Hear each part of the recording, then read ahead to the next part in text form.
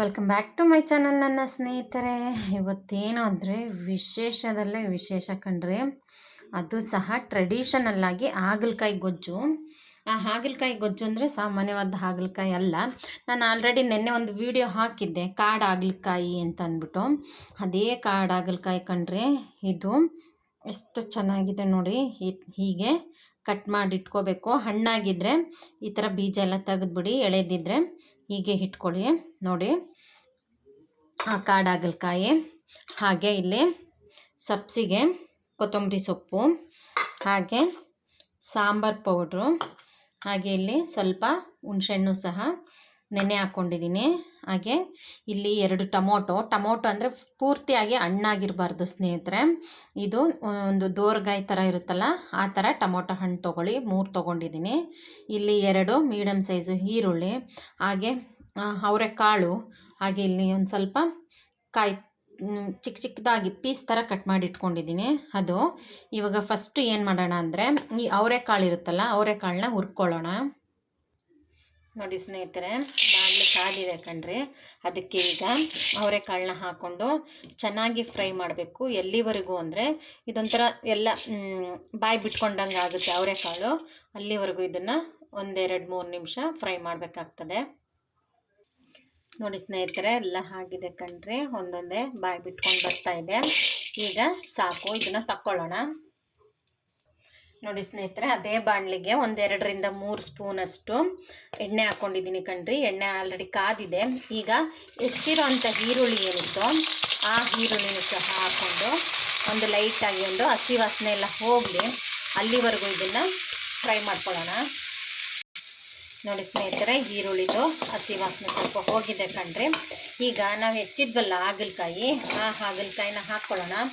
ಈ ಈರುಳ್ಳಿ ಮತ್ತು ಎಣ್ಣೆಯಲ್ಲೇ ಹಾಗಲಕಾಯಿ ಚೆನ್ನಾಗಿ ಫ್ರೈ ಆಗಬೇಕು. ಈಗ ಸ್ವಲ್ಪ ಉಪ್ಪನ್ನು ಸಹ ಹಾಕೋಣ ಸ್ನೇಹಿತರೆ. ಯಾಕೆಂದರೆ ಹಾಗಲಕಾಯಲ್ಲಿ ನೀರಿನ ಅಂಶ ಏನಾದರೂ ಇತ್ತು ಅಂದರೆ ಅದನ್ನೆಲ್ಲ ಬಿಟ್ಕೊಂಡು ಆ ನೀರಿನಲ್ಲೇ ಫ್ರೈ ಆಗಲಿ ಅಂತ ನೋಡಿ ಸ್ನೇಹಿತರೆ. ಒಂದು 5 ನಿಮಿಷ ಫ್ರೈ ಆದಮೇಲೆ ನಾವು ಹೆಚ್ಚಿರೋಂಥ ಟೊಮೊಟೊ ಏನಿತ್ತು ಅದನ್ನು ಸಹ ಹಾಕ್ಕೊಳ್ಳೋಣ. ಟೊಮೊಟೊ ಎಲ್ಲ ಚೆನ್ನಾಗಿ ಬೇಯಬೇಕು, ಅಲ್ಲಿವರೆಗೂ ಇದನ್ನು ಸಹ ಫ್ರೈ ಮಾಡೋಣ. ಇಲ್ಲಿ ನೋಡಿ ಸ್ನೇಹಿತರೆ, ಆಲ್ರೆಡಿ ನಾನು ಸ್ವಲ್ಪ ಹೊರಗಡೆ ಕೆಲಸ ಇದೆ ಅಂತ ಹೋಗಿದ್ದೆ. ನಮ್ಮ ಅತ್ತೆ ಬಂದು ಸಾಂಬಾರು ಪೌಡ್ರನ್ನು ಸಹ ಹಾಕ್ಬಿಟ್ಟಿದ್ದಾರೆ, ಹಾಗೆ ನೀರು ಸಹ ಹಾಕಿದ್ದಾರೆ. ಇಲ್ಲಿ ಸಾಂಬಾರು ಪೌಡ್ರು ಹೇಳಿದ್ನಲ್ಲ, ನಾನು ತೊಗೊಂಡಿದ್ನಲ್ಲ ಅದೇ ಸಾಂಬಾರು ಪೌಡ್ರು, ಹಾಗೆ ಸ್ವಲ್ಪ ನೀರು ಹಾಕಿದ್ದೀನಿ. ಇವಾಗ 1-2 ನಿಮಿಷ ಕುದೀಲಿ ನೋಡಿ ಸ್ನೇಹಿತರೆ. ಈಗ ಅವರೆಕಾಳು, ಹಾಗೆ ಸಬ್ಸಿಗೆ ಸೊಪ್ಪು, ಕೊತ್ತಂಬರಿ ಸೊಪ್ಪು ಏನಿತ್ತೋ ಅದು ಸಹ ಹಾಕಿದ್ದೀನಿ. ಹಾಗೆ ಹೆಚ್ಕೊಂಡಿರೋಂಥ ಕಾಯಿ ಇತ್ತಲ್ಲ ಸ್ನೇಹಿತರೆ, ಆ ಕಾಯಿನೂ ಸಹ ಹಾಕ್ಕೊಂಡು ಒಂದೊಳ್ಳೆ ಮಿಕ್ಸ್ ಕೊಡೋಣ. ಹಾಗೆ ಇದಕ್ಕೆ ಸ್ವಲ್ಪ ನೀರನ್ನು ಸಹ ಹಾಕ್ಕೊಳ್ಳೋಣ ಸ್ನೇಹಿತರೆ. ನಿಮಗೆ ಸಾಂಬಾರು ಬೇಕಿದ್ದರೆ ಇದೇ ಥರನೇ ಸ್ವಲ್ಪ ನೀರು ಜಾಸ್ತಿ ಹಾಕಿದ್ರೆ ಸಾಂಬಾರಾಗುತ್ತೆ, ಹಾಗೆ ನೀರು ಕಮ್ಮಿ ಹಾಕಿದ್ರೆ ಗೊಜ್ಜಾಗುತ್ತೆ. ನಾನು ಗೊಜ್ಜು ಮಾಡ್ತಾಯಿಲ್ಲ, ಸಾಂಬಾರು ಸೆಮಿ ಗ್ರೇವಿ ಟೈಪೇ ಮಾಡ್ತಾಯಿದ್ದೀನಿ. ಸಾಂಬಾರು ಮಾಡ್ತಾಯಿಲ್ಲ ನಾನಿಲ್ಲಿ. ಈಗ ನೀರು ಹಾಕಿದ್ದೀನಿ, ಸ್ವಲ್ಪ ಕುದೀಲಿ. 1-2 ಕುದಿ ಅಂತೂ ಕುದೀಲಿ ಇದು. ಆವಾಗಲೇ ಸ್ವಲ್ಪ ಉಪ್ಪು ಹಾಕಿದ್ನಲ್ಲ ಸ್ನೇಹಿತರೆ. ಈ ಸ್ಟೇಜಲ್ಲಿ ನಿಮಗೆ ಉಪ್ಪು ಖಾರ ಏನಾದರೂ ಬೇಕಿದ್ದರೆ ನೋಡಿ ಹಾಕ್ಕೊಳ್ಳಿ.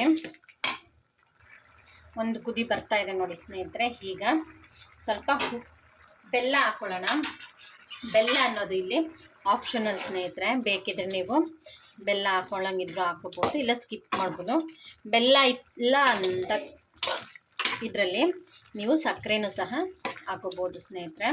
ಈಗ 1-2 ಕುದಿ ಕುದೀಲಿ. ನಾವಿಲ್ಲಿ ಹುಳಿ ಬಿಡಬೇಕಾಗ್ತದೆ, ಹುಳಿನೂ ಸಹ ಆಮೇಲೆ ಹಾಕ್ಕೊಳ್ಳೋಣ ನೋಡಿ ಸ್ನೇಹಿತರೆ. ಇಲ್ಲಿ ಒಂದು ನಿಂಬೆಹಣ್ಣು ಗಾತ್ರದಷ್ಟು ನಾನು ಹುಳಿ ತೊಗೊಂಡಿದ್ದೆ. ಇವಾಗ ಹುಳಿನ ಬಿಡ್ತಾ ಇದ್ದೀನಿ.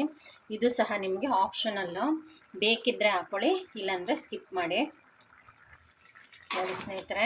ಹಾಗಲಕಾಯಿ ಎಲ್ಲ ಬೆಂದಿದೆ ಕಣ್ರಿ. ಈಗ ಇದನ್ನು ತೆಗೆದು ಸರ್ವ್ ಮಾಡ್ಕೊಳ್ಳೋಣ. ನೋಡಿದ್ರಲ್ಲ ಸ್ನೇಹಿತರೆ, ಬಿಸಿ ಬಿಸಿಯಾದಂಥ ಕಾಡು ಹಾಗಲಕಾಯಿ ಗೊಜ್ಜು ಮಾಡೋದು ಎಷ್ಟು ಈಸಿ ಅಂತ. ಹಾಗೆ ಇದು ಅನ್ನಕ್ಕೆ, ಚಪಾತಿಗೆ, ರೊಟ್ಟಿಗೆ, ದೋಸೆಗೆ, ಮುದ್ದೆಗೆ ಒಳ್ಳೆ ಕಾಂಬಿನೇಷನ್ ಕಣ್ರಿ. ನಾವು ಯೂಸ್ ಮಾಡೋ ಅಂಥ ಹಾಗಲಕಾಯಿ ಇವಾಗ ನಾವು ಯೂಸ್ ಮಾಡ್ತೀವಲ್ಲ ಆ ಹಾಗಲಕಾಯಿಗಿಂತ ಈ ಹಾಗಲಕಾಯಿ ಶುಗರ್ ಪೇಷಂಟ್ಗೆ ಬೆಸ್ಟ್ ಅಂದರೆ ಬೆಸ್ಟು ಕಣ್ರಿ. ಹಾಗೆ ಈ ವಿಡಿಯೋ ನಿಮ್ಗೆ ಇಷ್ಟ ಆಗಿದೆ ಅಂತ ಅಂದ್ಕೊತೀನಿ. ಸಾನಿಧಿ ಸಿಂಪಲ್ ಅಡುಗೆ ಮನೆ ಚಾನಲ್ನ ಸಬ್ಸ್ಕ್ರೈಬ್ ಮಾಡ್ಕೊಳ್ಳಿ, ಲೈಕ್ ಮಾಡಿ, ಶೇರ್ ಮಾಡಿ, ಸಪೋರ್ಟ್ ಮಾಡಿ. Thank you.